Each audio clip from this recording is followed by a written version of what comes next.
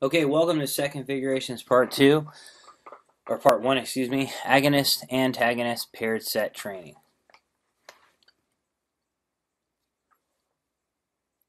So one of the things is, as fitness enthusiasts or exercise specialists, we're interested in things like increasing muscle mass, but also increasing fat metabolism. And the thing is that if we increase the density of our workouts, that can enhance both of those. Studies show that experts have greater workout densities than non-experts. In other words, they're able to do more work in a given training session. So there's a concept called agonist-antagonist-paired set training, or APS. And essentially, this is where you perform opposite body part exercise. For example, a tricep press down and then a bicep curl. Okay. The technical definition is antagonist-paired set is where you couple exercises targeting muscle groups in an agonist-antagonist relationship, performed one after another.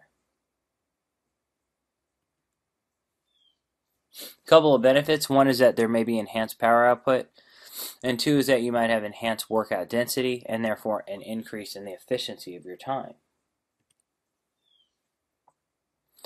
So this is a study.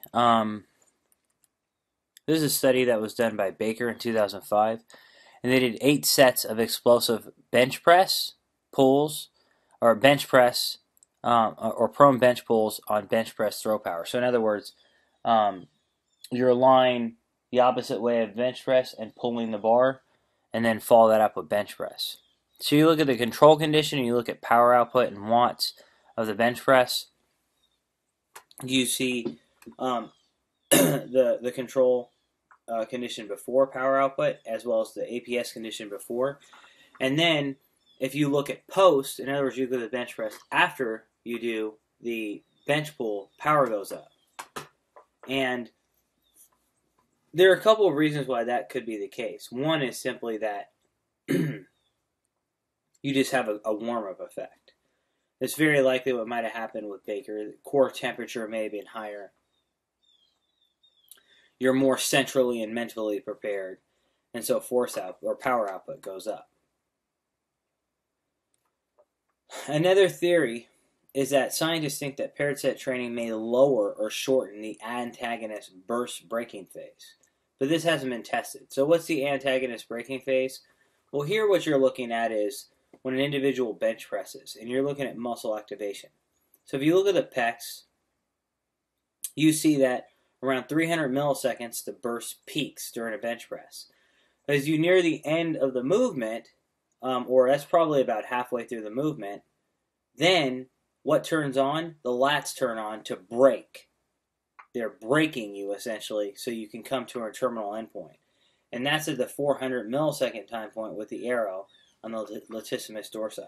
So again, scientists think that what obviously happens is once I turn that on, that braking phase, I'm going to slow power, or I'll slow force output.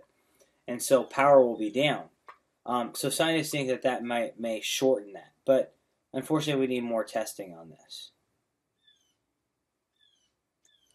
Now, Robins in 2010 found that a 4 RM bench press pull did not change the power output on bench press throws.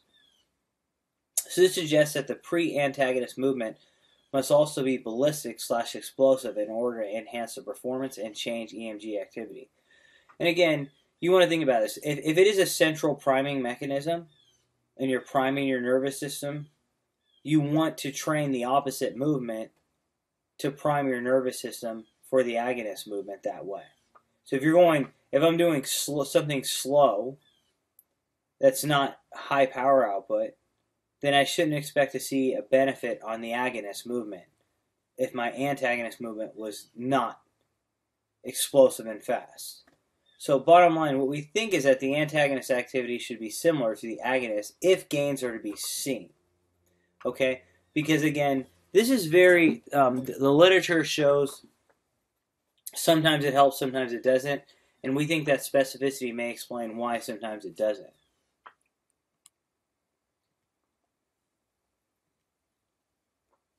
So let's talk about something here. Another reason why APS training might work. and that is efficiency. So efficiency is defined as volume load over time. So what's volume load? Well, volume load is basically volume, how much work you've done. And that's defined as the load multiplied by the number of repetitions performed with that load. So if you were lifting 100 pounds for 10 reps, your volume load is 1,000. So what we think is that greater volume load, at least to a point, may lead to greater strength gains. Going back to efficiency, that's volume load over time. So how could you improve volume load? Well, you could decrease the time, which is the denominator, right? So if I can lift 1,000 pounds in 5 minutes, then I end out performing something like 200 pounds a minute, right?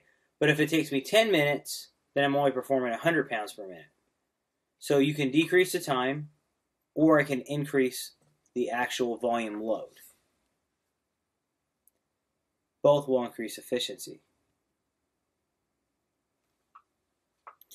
So we know volume load is affected by time, which in turn affects strength gains. So in this study, what you see here, they compared 1 minute versus 2 minutes versus 3 minutes. And you're looking at repetitions, okay? Performed with a fixed load. If you look at the 1 minute condition, they performed about 8 reps on the first set, 4.8 in the second, okay? And by the fourth set, it was two reps. If you gave actually 2 minutes rest, they went from 7 minutes, and they were able to perform 5 on the second one and dropped to 3 on the last one. When they had 5 minutes, their volume was higher.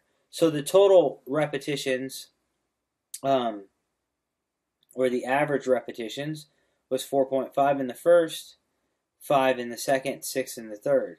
So the higher the rest periods, the better the volume load was. And when you take that out, that was the first study was by Rahimi. The second study by Robinson basically compared 30 to 60 seconds rest versus 3 minutes rest on squat strength. And what do you notice? The people who had 3 minutes rest got 7% increases in strength, whereas people who had 30 to 60 seconds only got 2% increases. So this suggests that volume load might be important for strength. So, in this study, Robins took traditional training and they compared it to APS. So in the traditional group, basically they perform bench pull for 3 sets, and then they follow that up with bench press for 3 sets. And they had 4 minutes between each exercise. In total, they worked out 20 minutes, right? So 4 RM bench pull, 4 RM bench pull, 4 RM bench pull, 4 RM bench press, bench press, bench press. In the APS group, they did a 4 RM bench pull. They rested 2 minutes, did a 4 RM bench press, rested 2 minutes, went back to pull, 2 minutes press, 2 minutes pull, 2 minutes press. Now, in total, there was 4 minutes rest between chest exercises and between back exercises. But there's only 2 minutes rest between any given exercise. So it cut the workout time in half by using antagonist-agonist paired set training to 10 minutes. So what I want you to see is that basically, actually, let's just look at the volume load. If you look at the bench pull and the bench press and the paired set APS training, what you see here is essentially that the volume load was about 1,060 in the bench pull compared to the traditional set, which was 1,005. So statistically, there was no difference between the two, right? However, if you look at the efficiency, kilograms per minute was 106 kilograms per minute in the bench pull and 103 in the bench press in the paired set training group, but 55 on both exercises in the traditional set. So by using APS training, you doubled workout efficiency. And one thing we know about elite athletes is they get a lot done in a short period of time. There's another way we can increase workout efficiency. Theoretically, would be just perform 3 sets of bench in a row and then 3 sets of pulls in a row, but just shorten the rest periods to 2 minutes rest. What happens when you do that? That's what this study did. Bench pull, pull, pull, 2 minutes rest between each. Press, press, press, 2 minutes rest between each. APS, 10 minutes. So both lasted 10 minutes. However, if we look here, the paired set is a white and the traditional set is a black. What you notice is that the white maintains more repetitions and greater volume load, and the traditional set goes down. Okay? Now that might be good for hypertrophy, but the other is going to likely be good for strength adaptations.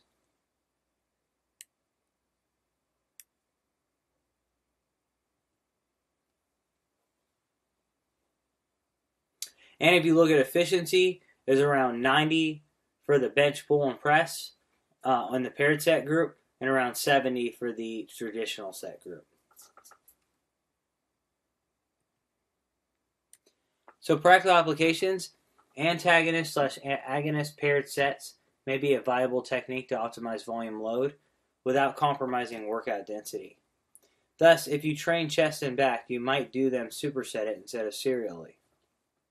It may also enhance power output and force if the antagonist movement is performed similar to the agonist movement.